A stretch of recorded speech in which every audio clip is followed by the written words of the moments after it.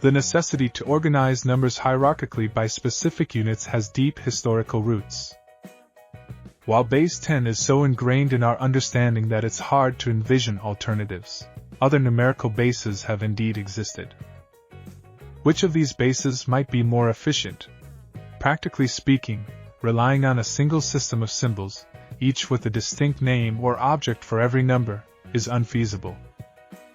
At some point in history, humans needed a way to represent and manage large numbers.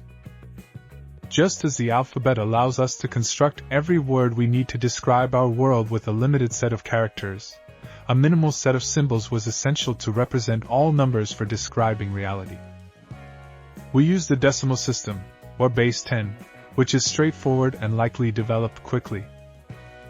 This system groups numbers such that 10 units at one level equate to a single unit at the next higher level. For instance, 10 ones make 110, and so forth. The position of digits in a number reflects this hierarchical structure. Take the number 555. Although the digit 5 is repeated, each represents different values: 5 units, 5 tens, and 5 hundreds.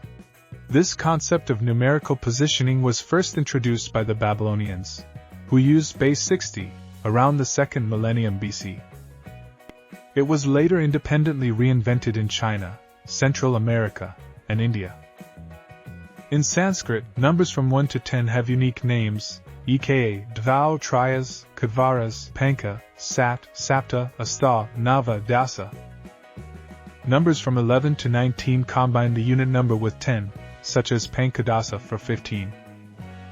In English, this is evident in teen numbers, except 11 and 12, which derive from an 1 and left, and 2 and lift, respectively, meaning 1 left and 2 left after 10.